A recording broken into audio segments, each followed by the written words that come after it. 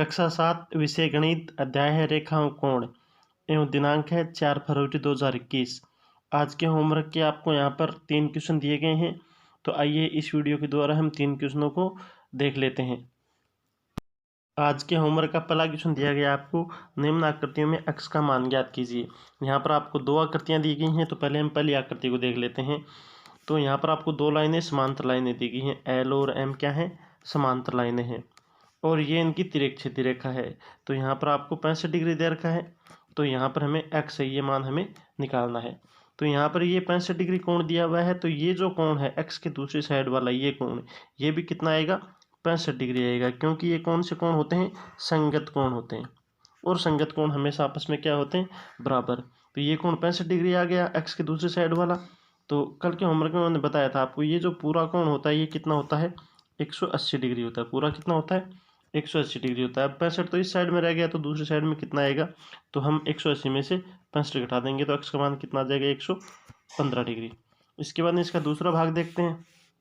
दूसरे भाग में भी आपको यहाँ पर लाइन 2 लाइनें ये दे रखी हैं समांतर लाइनें, और 2 लाइनें ये समांतर लाइनें दी गई हैं। ये लाइनें क्या आपस में समांतर हैं। तो यहाँ पर 110 डिग्री कोण है, तो ये भी कितना आएगा? 110 डिग्री। ये भी कौन से कोण है? संगत कोण है। तो संगत कोण हमेशा आपस में क्या होते हैं? बराबर होते हैं। इसके बाद प्रश्न संख्या 2। प्रश्न संख्या 2 आपको यहाँ पर दी गई आकृति में 2 कोणों की भुजाएं समांतर हैं। यदि ए बी सी बराबर 65 हो तो डी जी सी ज्ञात करो और डी एफ ज्ञात करो। आपको 2 कोण यहाँ पर दिए गए हैं इस तरीके से। एक कोण ये है, एक कोण ये वाला ऐसे। ये कोण आपको 65 डिग्री दिया गया है, तो हमें एक तो ये कोण निकालना है और एक ये कोण निकालना है। तो सबसे पहले हम बात करें, ये दोनों भुजाएं क्या हैं? समांतर भुजाएं हैं। तो अभी पीछे वाले क्वेश्चन में मैंने बताया समांतर भुजाएं हैं, तो ये कोण और ये कोण, ये दोनों आपस में क्या आएंगे? बराबर आएंगे। क्यों आएंगे? क्योंकि कौन से कोण है? संगत कोण।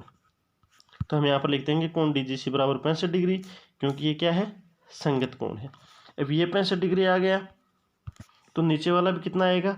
65 आएगा। क्यों आएगा? क्योंकि ये भुजा और ये भुजा ये भी क्या है? समांतर हैं। तो ये भी कौन से कोण हो गए? संगत कोण हो गए। ये 65 है तो ये भी 65। इसके बाद में चलते हैं क्वेश्चन नंबर 3। क्वेश्चन नंबर 3 में आपको यहाँ पर दिया गया है, नीचे दी गई आकृति में निर्णय लीजिए कि क्या एल और एम दोनों भुजाएं समांतर हैं। आपको यहाँ पर कोण दे रखे हैं, तो आपको ये बताना है कि दोनों भुजाएं समांतर हैं या नहीं हैं। तो कल मैंने बताया था आपको, जब 2 समांतर लाइनें होती हैं, एक उनको काटती है, तो ये वाले जो कोण होते हैं इनको बोलते हैं सह एकांतर कोण। क्या बोलते हैं इनको? सह एकांतर कोण बोलते हैं इनको, को इंटीरियर एंगल।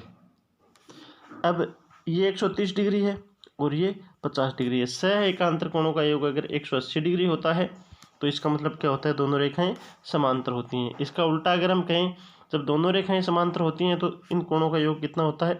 180 होता है। उल्टा हम करें इसका, यानी दोनों कोणों का योग 180 है, तो ये रेखाएं क्या होंगी? समांतर होंगी। तो यहाँ पर दोनों कोणों का योग कितना होता है? 130 + 50 180 होता है। अतः एल और एम क्या है? समांतर हैं।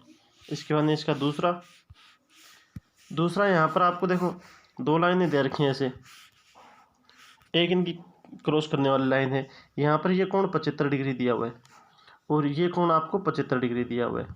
तो यहाँ पर देखो ये कोण 75 है, तो ये कोण भी कितना आना चाहिए? 75। अगर ये समांतर होती हैं तो ये दोनों कोण क्या आने चाहिए? बराबर आने चाहिए, क्योंकि ये कौन से कोण है? संगत कोण है। अब पूरा कितना होना चाहिए? 180 होना चाहिए। 75 और 75 को हम जोड़ते हैं तो कितना आता है? 150 ही आता है। इसका मतलब ये दोनों लाइनें समांतर नहीं, यानी ये 75 है तो ये 75 नहीं है। अतः हम क्या लिखेंगे? एल और एम समांतर नहीं। तो आज के होमवर्क के ये 3 क्वेश्चन थे। इस तरीके से आपको तीनों क्वेश्चन करने हैं। वीडियो अच्छा लगा हो तो लाइक एंड शेयर करें तथा चैनल को सब्सक्राइब करना ना भूलें। धन्यवाद।